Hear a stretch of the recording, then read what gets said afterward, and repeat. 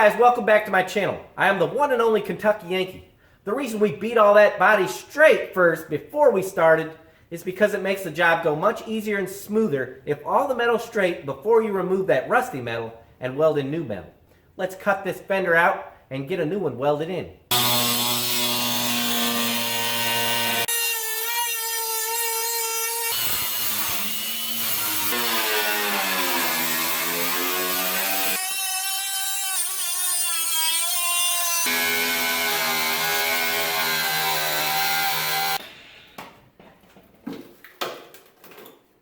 And this is why most wheel wells rust out, because there's an inner part to add rigidity, I guess, to this fender part.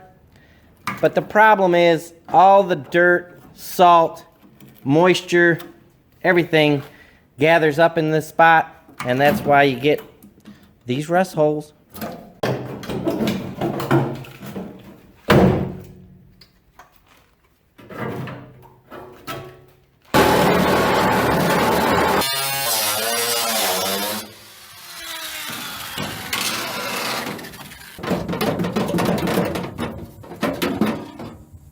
And this is a factory Ford piece, you know, that I hacked out of that truck.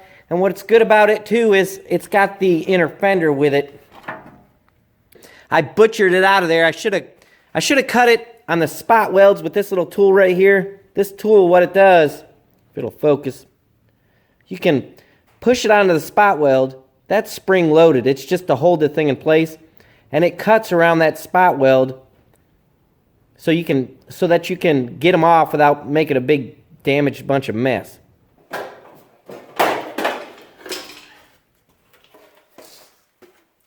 So there's what it looks like when you get it off.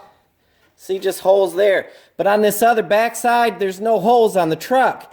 So you can put it right back and just weld it there, you know, weld it back up. It'll be a nice clean deal.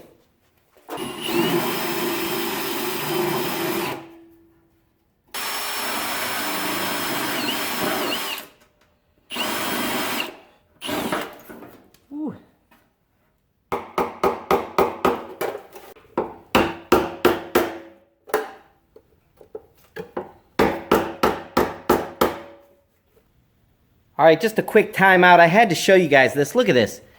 You see this right here? And it's the same exact material as on right here. And it's, you know, goes right along the seam perfectly on this one. And this one, look, it's a sloppy mess. So I've took the old piece off of this one. Now we'll just lay it on here as a pattern or a template. Like so. I'm even going to use these vice grips to hold it in place.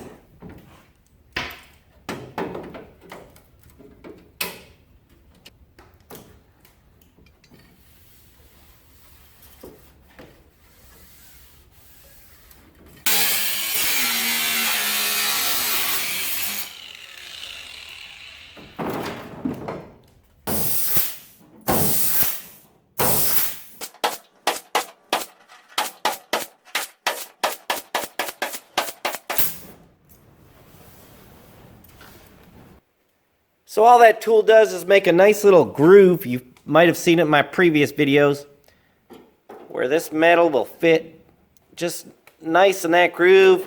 Basically makes it just flat here, you know, when we get done welding it in. I recommend you buy one of these tools. They're pretty cheap. You can get them at Harbor Freight. Let me show you one more thing it can do. So if you need spot welds and you want to make the holes quick, check this out. Bam. One. Bam-o. Two. Bam-o. Three. You get the point. Check it out. Nice round holes real quick without having to use a drill, without warping the metal and all that. Alright guys, and I'm not happy with the way it fits. This gap is not too bad, but still it'd be nice if it was tighter. This gap is way off. Fortunately for me, I have another piece. I'm going to cut another one out and we'll see how it fits. It's raining outside. I'm sure you guys can hear that. I can't do anything about it. I cleaned up all around this edge. I kind of left as much paint as I could on this bottom part. And then I took a little bit more time on cutting this piece out and fitting it in there. You really need to take a lot of time to get this right, this part. So now I'll tack weld it in here and we'll take a look at it.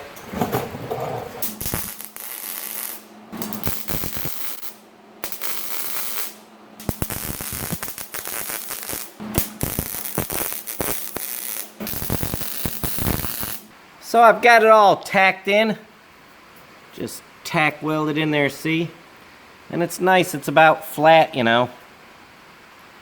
And our next step is to stitch weld it. And all that means is, like, weld it from here to here, and then go way over here and weld another inch section or so. What that does is it keeps the metal from warping. It prevents it from warping because you're not heating up one spot real hot. I'm not going to film this, I'll just show you when I get it done, because all it is, like I say, welding. 1 inch at a time, staggered around the panel. Don't let it get too hot. There it is, finished product. All stitch welded, a little bit booger welded, and that's okay.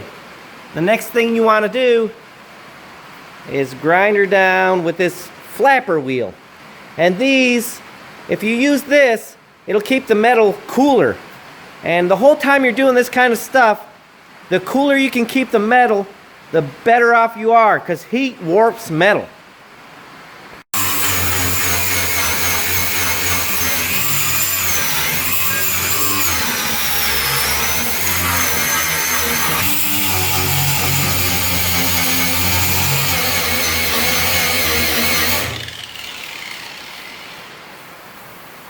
So I thought I'd start from over here this time and show you what a mess doing this kind of work makes. Look at that, a mess everywhere.